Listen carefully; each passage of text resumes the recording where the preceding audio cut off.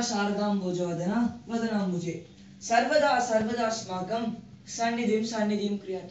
Oh my God, tomorrow is Sanskrit exam and this so complicated language. I just could not read this. Don't think like that, my friend. Sanskrit is very easy and very interesting. But how? But how? You don't know? Sanskrit is the part of our Indian culture. No, I don't think so. Because we learn Hindi and it is being spoken in many parts of India. Yes. And but Sanskrit, it's not being spoken anywhere or it is not even used in day-to-day life. How do you say it's useful? You are getting wrongly. I will explain you with an example. For example, take this tree. Do you see this tree? Yeah. It has fruits, vegetables and even the roots. I know it. Do you use the roots or vegetables? Fruits and vegetables. Yes, that's correct. Now, Sanskrit is like the root for a tree and the fruits and vegetables are the other languages. For example, Greek, Latin, Hindi, Tamil, etc. But I can't believe it. Yes, you must believe. To know this, I will show a video about history of Sanskrit language. Come, let's watch it. Okay. Sanskrit. Sanskrit is an Indo-Aryan language and also the primary religious language used in Hinduism, Jainism and Buddhism. Sanskrit as a language holds an important place in India alongside other founding languages such as Greek and Latin in Europe. Sanskrit is included in the 22 scheduled languages of India and is also the official language of Uttarakhand. Sanskrit has had a significant influence on most modern languages of the Indian subcontinent, primarily in India, Pakistan, Sri Lanka and Nepal.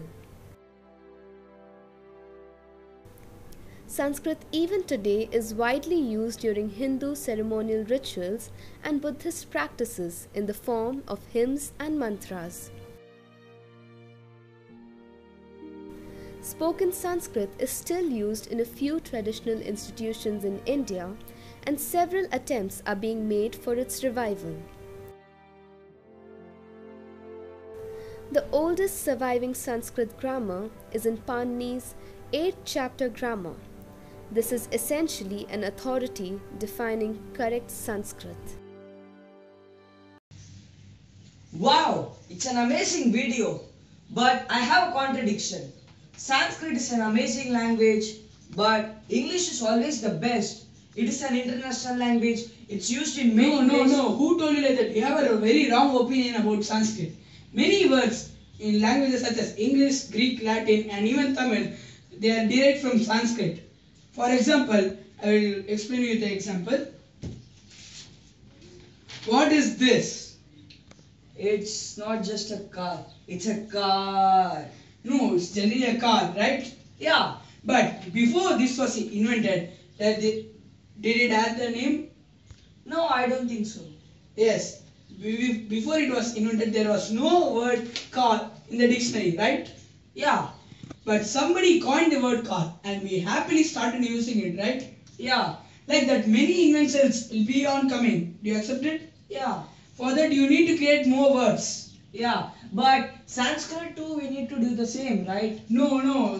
That's what I told you. You have a wrong opinion about Sanskrit. Words in Sanskrit represent only the properties of objects or identities, not objects or identities themselves.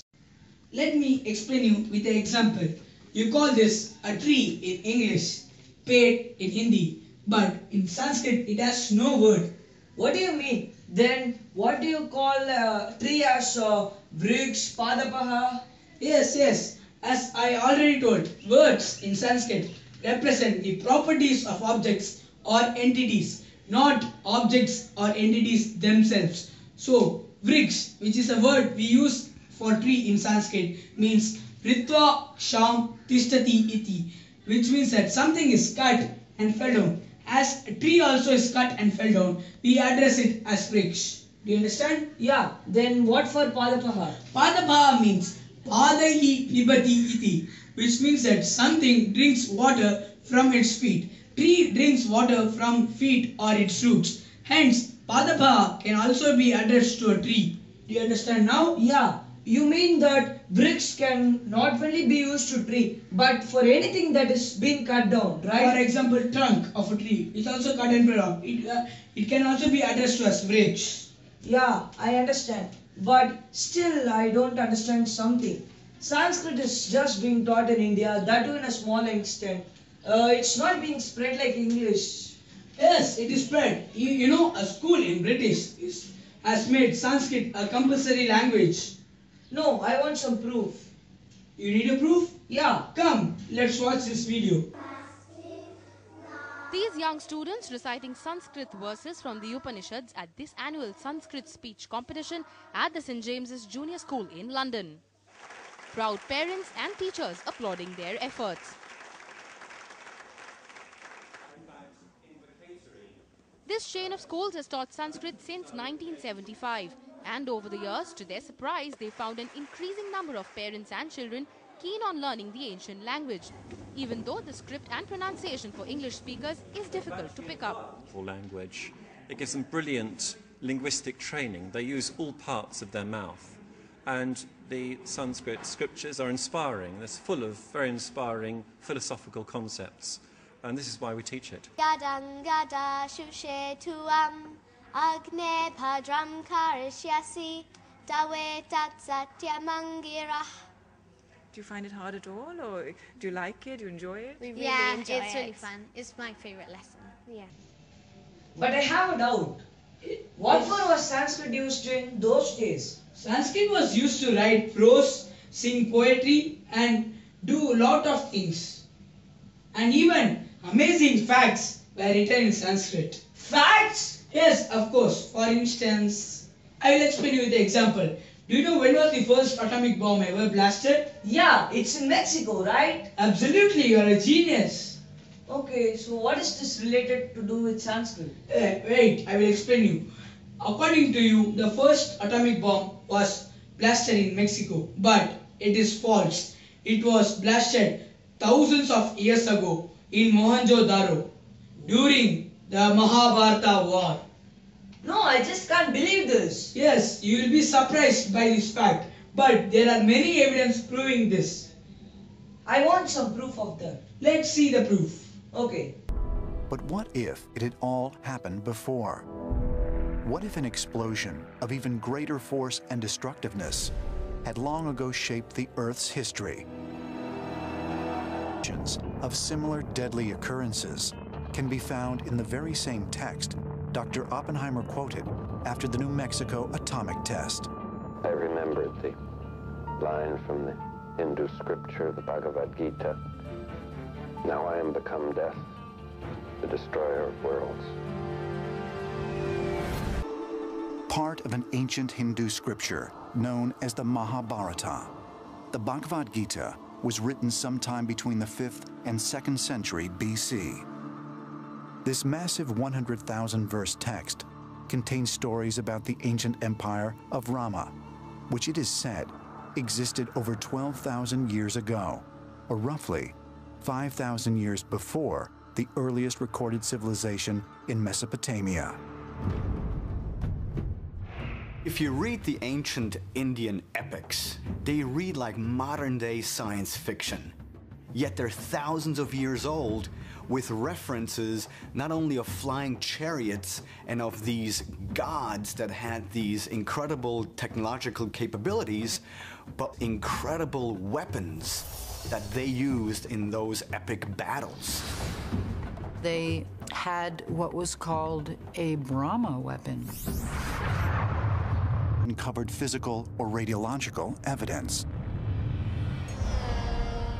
According to ancient astronaut theorists, they have the Indus Valley, southern Pakistan.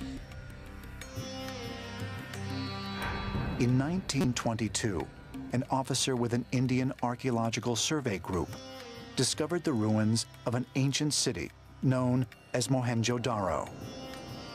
According to mainstream archaeologists, the city, whose name means Mound of the Dead, had flourished between 2600 and 1900 BC.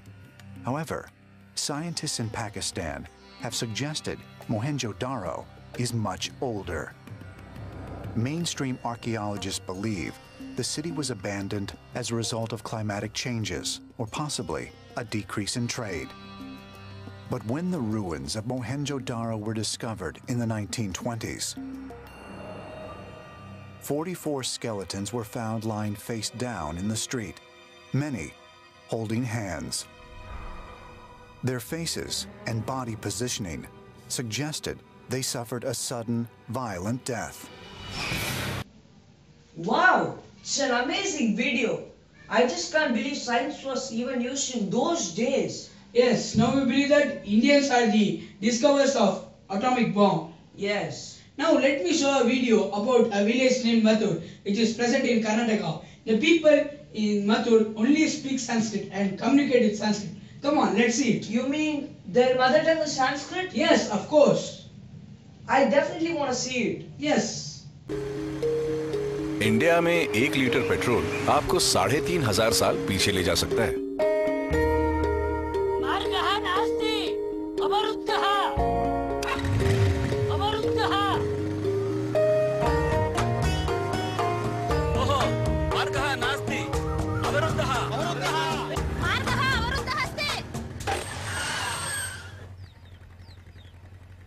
रात्रो वृक्षः प्रतितः प्रतिगम्यताम्। Wonderful. Mangalore से लगभग 100 kilometre यानी नई Bajaj discover DTS SI पर 1 litre दूर मातुर, जहां आज भी सिर्फ संस्कृत बोली जाती है। Even a small village like Mathur protects and conserves Sanskrit. So we should also protect and conserve Sanskrit from the danger of extinction. Yeah, I think of taking a vote. Sanskrit, the divine language of India, will be protected and spread by me throughout the world. I take it as a chance to serve my country. Let us protect the country's heritage. Sharda Shardamboja Vadana Vadanambuje. Sarvada Sarvada Smakam Sannidhim Kriyat. You see, my friend at the beginning was struggling with Sanskrit, but now he is very fluent and even interested in Sanskrit. Like this, you can also take many measures to conserve Sanskrit. I also thank the CBSE management for giving such a wonderful opportunity to depict the world of Sanskrit. Thank you.